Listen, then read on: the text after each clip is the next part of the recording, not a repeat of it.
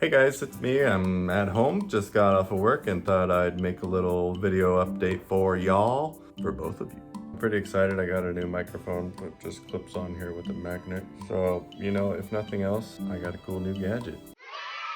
I wanted to just kind of give a little update on how the book is coming along. I'm trucking along. I think I have just over 18,000 words. Man, I'll tell you, the perfectionism is hitting hard. I really just want to put words on the page that are going to be perfect. I want to make these perfect sentences.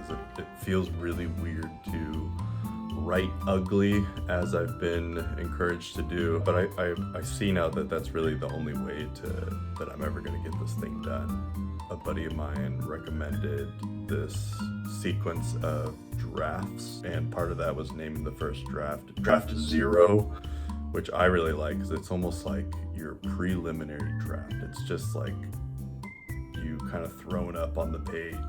Wow! Getting it all out. That's helpful, just to think like, okay, I'm really just getting the story on the page. I don't need to worry about anything else. Like just very basic grammar and sentence structure. And it's tough, man, because I've never really written that way in college, where they would encourage you to kind of go through the stages of like, Draft 1, rough draft, revised draft, final draft, whatever it was. And I'll tell you, I was just trying to write that final draft right out of the gate. So I think it's really tough to write in this ugly sort of way, because it doesn't feel as rewarding. I guess I'm kind of having to shift gears on what I find rewarding, because right now is not about writing beautiful prose. It's not about being perfect right now. I think I can maybe get a little more encouragement just from word count, from making progress, and that's because that's really all it is at this point. With that said, I mean, I can appreciate that the editing and revising will come later, but there are some things that I'm noticing I'm kind of tangling with as a new writer, especially with fiction. And this is my first go at creating characters and plots and themes, and it's more challenging than I thought to keep a character consistent in his or her personality.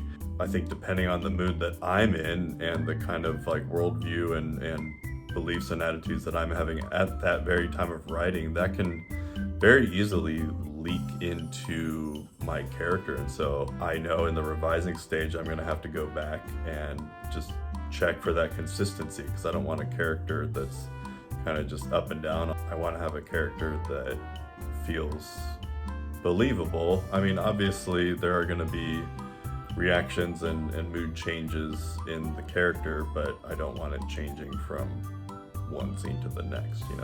There's kind of this overarching arc of a character transformation, but I don't want it to happen page to page. Another thing that I'm finding challenging with character development is creating characters that are not just me.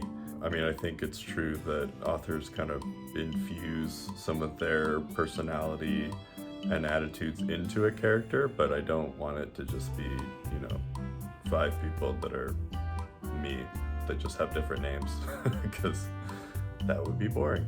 It's a fun challenge to try to create characters that are different, that have different desires, different motivations, different personalities. Another thing that I was going to mention is, as I'm writing this draft 0, it's freeing because with this kind of preliminary draft, there are going to be plot holes and inconsistencies, and it's nice to just surrender that and go, it's okay. Right now it's not about making everything make total sense yet. And so what I'm doing right now is, if I can catch it now, I'm trying to highlight areas and put comments kind of in the margin on my document, so that I don't have to find that later on, but I can just go right to it. So that's cool, because I'm really trying to kind of get rid of the distractions here and just get words on the page. I know I keep talking about that, but it's really like, man, it's tough to kind of keep that momentum going. I have to consistently just like remind myself it's okay for it to be ugly. Like this is just where we're at right now. Maybe the lesson I'm learning right now is that sometimes it's okay to not strive for that perfection. I mean, even after the editing and revising, it's not going to be perfect. I want it to be as good as it can be, but perfectionism is just, it's a killer, man. Don't do it.